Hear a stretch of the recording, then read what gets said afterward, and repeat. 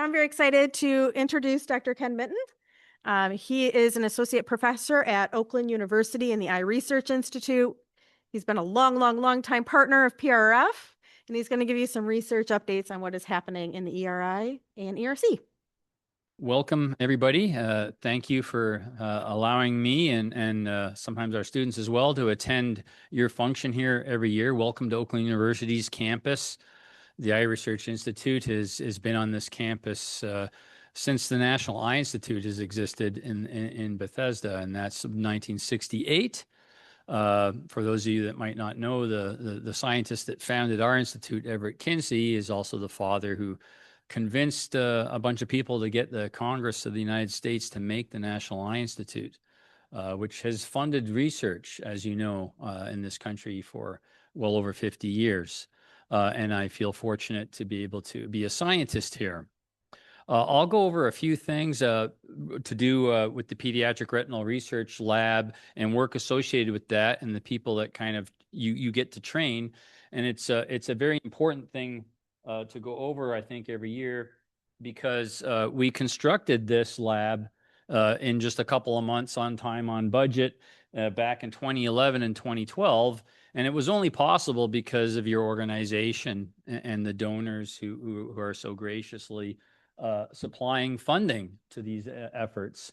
Back then, Michael Tracy, Kim Drenser, Frank Giblin, our previous director of the ERI, Wendy Daly, who I work with daily, no pun intended, Tony Capone, and myself were kind of the team of people that planned and designed the lab and thought, what could we do with it? And its mission was to research questions that come from the clinic, that originate in the clinic, and then try to promote bench to bedside solutions. And of course, as many of you know, Kim Drenser and Dr. Capone and Dr. Tracy and the current Dr. Tracy as well, that's kind of a philosophy that the ARC clinic has always had as part of its practice, is solving problems, and they do that quite well. Of course, as you know, we have a focus on pediatric retinal vascular diseases and fever, persistent fetal vascular syndrome, Norrie disease, retinoschisis. And in the lab, what we really brought in as capabilities, as scientists, we often work with mice and rats and rodent models as we study the eye and we grow cells. We can get primary human cell culture of cells that are from donor retinas that form blood vessels in the eye, for example. And our goal is to learn how they work when they're functioning and why they're broken when they're broken. We also do some patient DNA sequencing of targeting genes that are linked to fever, for example, to see if we could find a molecular reason for an ARC family as to why they happen to have fever or Norrie disease or retinoschisis. The lab is basically funded by your foundation. Also projects that we do, that we get grants from the NEI and the NIH, and also another foundation in Michigan, the Carles Foundation. They have all these sources have helped us continue to operate and use the facilities of the lab. Published research that we've done from this lab existing that couldn't have been done without it are studying Norrin-Wnt signaling in the retina. We study primary human retinal endothelial cells, which are the cells that line the interior of blood vessels and form blood vessels. Cells that get damaged in these inherited retinal dystrophies, but also in things like diabetic retinopathy and also ROP. Endothelial growth factor, VEGF, vascular endothelial growth factor, and Norrin signaling are studied. Of course, with ARC patients and families, we do some DNA sequencing. And most recently, as many of you might know, we've developed the biotechnology production process for a compound called Noregen, which is based on human Norrin, and that's a collaboration with Retinova Therapeutics, a company started by ARC physician scientists. The lab, we'll go and look at it later today. We've got computing capability in the lab. We use a lot of computer analysis and everything we do in image analysis these days. And we also, this might actually play here. Yeah, this is another lab, the molecular biology core in the ERI, which I also take care of. These are robotic instruments and analysis instruments. Most of the instruments you're looking at have been put there by our lab from your foundation and the Carl's Foundation. And this is all the equipment where we process and take DNA from blood samples or swabs, and that's a DNA sequencer where we've done all the patient DNA sequencing. That's it's a small sequencer. It only sequences 1.9 billion bases a run, but this little cartridge is where the magic happens, and that's basically only possible because your foundation got us that instrument, and we've been using it for the last half a decade or so to do DNA sequencing and to find molecular causes in genetic reports for a lot of people. The other thing I want you to realize is that having this facility in your support lets us train the next generation of physicians and scientists. These are all OUWB, our medical school, Oakland University, William Beaumont School of Medicine, and most of these people have an MD after their name now. I've been their Embark research mentor, working on projects that used the lab. Austin Knapp was the first person. All the people here that I've put an asterisk by have also gone on to do ophthalmology. They've either completed ophthalmology residency, some of them have done retina specialties, and some of them are in progress. And in particular, Noregen Putris, and we also got on here, do I have, Noregen and Rima in particular. They're actually doing a match they're doing their residency at Beaumont here in Royal Oak. And they are also, Noregen's interesting because she was also an undergraduate super student with us. And then she did OUWB, and she did her residency right here. So all of these people are basically in our med school and are in progress. And our newest student will come in, Sarah, this summer. She'll be helping to work on some of our Noregen testing that we're doing preclinical science with. These are all the OU undergraduate students that have been involved working, again, with the Pediatric Retinal Research Lab, and we'll start back around 2012. And there's a lot of students here. Most of the people on here are graduated, except for some of the people in the last second column.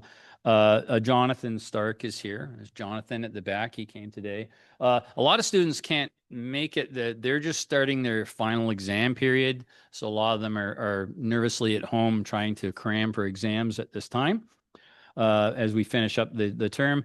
But all of these people have benefited from having this lab and working on projects that are also supported by you. That's a lot of students. Many of these students have gone on, Kevin, Trung, Paul, Brandon, Kirsten, I think Quentin, for sure, Megan, Boomy, Stephanie.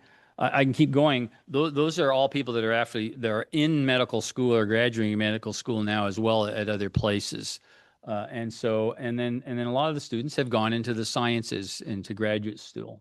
So this is basically, and Umaima, Jessica, and Liz are the three super students that will be coming, are three of the 8 super students that will particularly be working in our lab group this summer.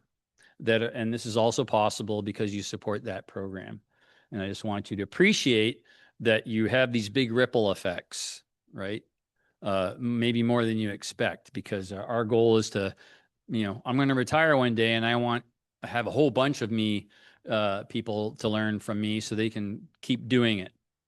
And just like physicians want to train more physicians, same thing. This was the first paper that came from the DNA sequencing part of what we do. And in this particular time, a few years ago, we basically found a molecular reason and a genetic variant that would tell 9 families why they had fever. And so that's a result that comes from your efforts supporting the lab here at Oakland University. For DNA sequencing, we've also, in addition to that, we have 3 families explained for Norie's disease. 1 family extra we confirmed for X-linked retinoschisis. and also one variant for somebody with some, I think, epiretinal membrane features that really turned out to be a fever-related gene. One thing we've done in the DNA sequencing more recently is we developed and tested a 30-gene panel. So we would test and try to sequence 8 genes linked to some of these diseases at first. Then we tried another method that expands the 30 genes. That was kind of tested to see if it would work last summer or 2024. And then in 2025, one of our medical students, we resequenced 12 people that we didn't get a definite explanation for from the first sequencing. And in this panel sequencing, doing that again, 6 of these 12 people we now have a reason for. And these genetic reports will be developed and provided to the ARC clinic. And that's worked well. And this particular 12 cohort resequencing study is an ARVO poster for our medical student, Marcus Yaldo, who will be going to ARVO in a couple of weeks and presenting that at that research meeting. So that process continues. This is probably a little bit more recently new stuff that has to do with Noregen that Retinova develops. We started that by developing it within the lab, where I had to figure out how to make this protein in bacteria and refold it so it works properly. Through serendipity, when I first became a biochemist in Ottawa, Ontario, I worked on proteins and protein purification, and a lot of scientists don't necessarily start there anymore, but lo and behold, 35 years later or so, that information and skill set was useful because we solved how to make this in bacteria. And this is the paper that describes basically the development of that process. And we've published that to make Norrin, a version of Norrin, which is called Noregen. And that continues to be worked on and tested, as you know, by Dr. Drenser and Dr. Capone and Retinova Therapeutics. And so that research is also continuing and finishing up a little bit in the lab this summer as we test the compound now made at a large factory in Germany, made of a category of preparation that would be useful for human clinical trials.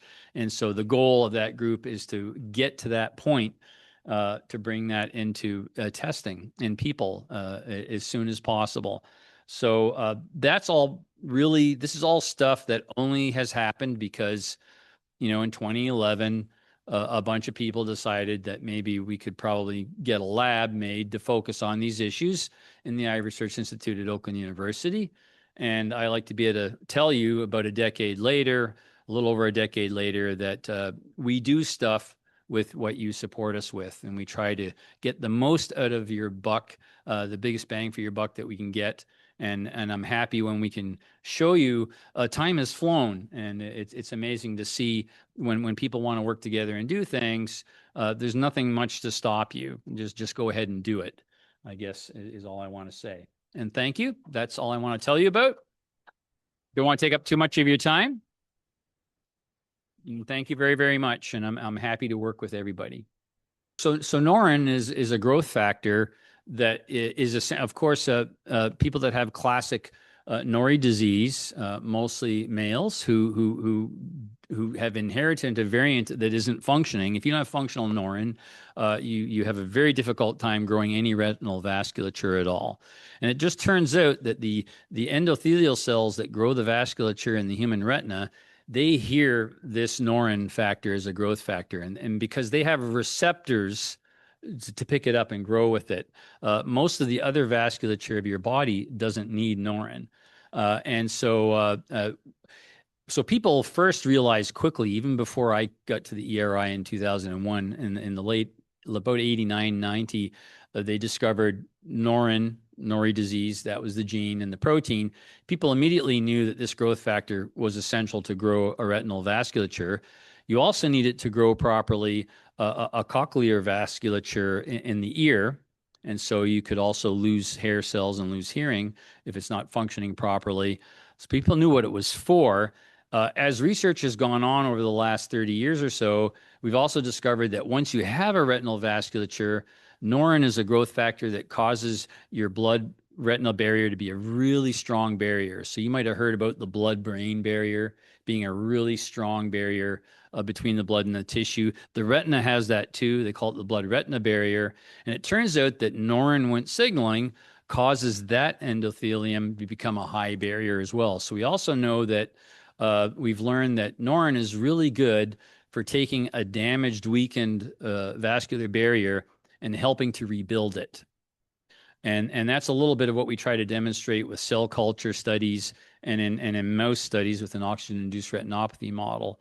And so long before I met Dr. Michael Tracy, I think him and Kim and Dr. Capone had already thought, just Norrin thing, it's got to be useful. And they've always wanted to see that Norrin could be made as a protein therapeutic. And so that's what is now Noregen. And so what you do is I make it in bacteria. You use bacteria because if anybody's taking insulin, human insulin has been made in bacteria since about 1985. You can make a ton of protein in bacteria, and the bacteria make it for you, and it's really cheap. It's like brewing beer. Okay, really, it's as cheap as making beer, and so that's why insulin shouldn't be that expensive in 2026. But you get a lot of it, but it's not folded in the right shape and it doesn't work right. And so you have to have a protein chemist to kind of dissolve it up and get it to refold into the right format and then purify it well enough so that you don't have any toxic things in the bacteria. And then those proteins can be used as therapeutic drugs. And there's some growth hormones used in human medicine that are made in bacteria. Insulin's made in bacteria.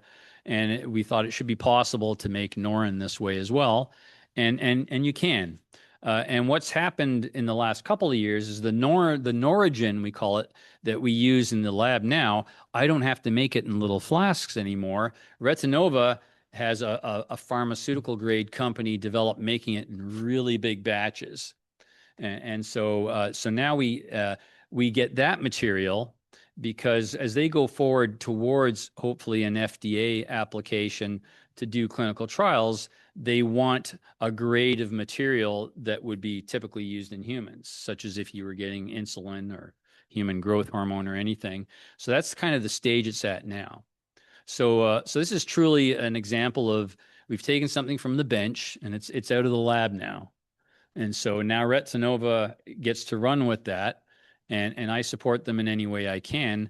But now it's out there in that biotechnology development land with a lot of private investors that support it, and that's how most drugs and medicine come to be. 95% of them are an idea that comes out of an academic research lab, often discovered accidentally, but somebody realizes that has an application. And so the hope is that Noregen can be used to sort of shore up damaged, leaking retinal vasculature in several disease types that are both inherited and even diabetic retinopathy, and just to give physicians more options to really regenerate and repair something. A lot of the treatments that are available right now kind of stop the damage from getting worse, but they don't leave the retina with a condition where it can repair itself. And so Dr. Tracy and Dr. Drenser and Dr. Capone have always wanted options to repair and to even regenerate something that was damaged when it comes to the retina vasculature. So that's the idea behind Noregen. And so it's been really, we started to do it in the lab around probably 2015, 2016. And when you hear that it takes about 10 years to kind of at least develop a drug, all of a sudden 10 years has gone by. And but if you keep at it bit by bit, things happen. And so that's only possible because of your foundation too. So wouldn't have happened without you. There are groups that work on that all over the world because, as you know, when you have a condition, one of the inherited genetic conditions, a lot of people with LCA, they can have very different genes that give them the disease that looks all the same. And so there is one specific treatment for one form of LCA. And if you have a variant, which is the RPE65 protein, which is an enzyme that is not recycling your visual pigment, There's an off-the-shelf the first FDA-approved gene therapy drug is a viral delivery system to replace that gene in somebody's retina that's missing that enzyme activity. So if you have that form of LCA, and so that's why the human genetics field is very important, and it's why most of those medical students we showed you, they've been in the lab learning what I call applied human genetics with me. It's like, here's how you sequence people, here's how you do things, here's the limitations of technology. You have to find the reason, and you have to have enough scientific information to make the judgment call that, okay, that is the change that's causing that person's condition. If you feel that you know what that is, you need to understand why that protein is changed, and if it's why isn't it working. So different people with LCA, what they really need first is somebody to sequence and find out exactly which gene causes their condition. And then once that information is known, scientists and physicians can start to think, okay, what would we do to fix that situation? Because it could be tricky. One of the first genetic things I worked on at the Kellogg Eye Center was a version of retinitis pigmentosa that's now called RP27. It's a variant. If you have a dysfunctional transcription factor called NRL, a neural retina leucine zipper, it's got a funny name. You lose photoreceptors. But when we did the science to figure out why this variant was causing that disease, we found that the transcription factor, we thought maybe it wasn't working at all. And it's the transcription factor that turns on all the machinery in your rod photoreceptors to work. And a very critical transcription factor. We thought it would just be broken, wouldn't be working. But when we tested this variant, we found that it worked too well. It worked 10 times stronger than it should. And that taught us that the function of something in a cell has to be just in the right place. You got too little, cells die. Too much, cells die. It has to be in a sweet spot. And if we didn't know that, if you just said, oh, the variant is the NRL, let's just give them another NRL gene to replace the broken one, that would actually make these families in England go blind faster because they have too much NRL activity. Giving them more NRL is just going to give them even more. And so that's why in the lab, you want a particular family, a particular individual, you want individualized medicine. You want to know exactly what their molecular cause is, and you want to understand why, because the treatments will be varied and specific for that person. And that's the big challenge of genetic conditions. For joining us online, we've got up to 19, and they continue to join us. So how can we be sure in diagnosing fever? I assume, do we need to do genetics testing? Can you say that again? How can we be sure in diagnosing fever? Diagnosing fever. Mm-hmm. Do we need genetics testing? Well, I think if a retinal physician has diagnosed you with fever, especially the ARC group, you've got that condition, and it will in all very likelihood, I think basically they have always been a genetic. If they get identified as fever, and so there is a bunch of different genes that can be involved in that. And with one of our medical students who's just graduating this year, Vincent, we did actually recently a review article of all the genes that were kind of related to possibly cause that condition. So the only way to know is for literally to get those genes sequenced. 10 years ago, there was a handful of possibles. Now there's 12 or 13 that have been found. And maybe there's a couple of more. One thing they all have in common is they are all genes that encode a protein, which is required, very important for those cells that line and form the blood vessels, the retinal endothelial cells. They're all genes that are required for the Noregen signaling system. Other genes they require to divide or grow. Other genes that they require to make the barrier.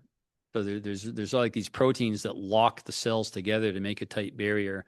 So there's maybe close to 15 potentially different genes and proteins that can be responsible for any particular person's fever. And so that's why you want sequencing if you can get that done. And that's what we try to provide.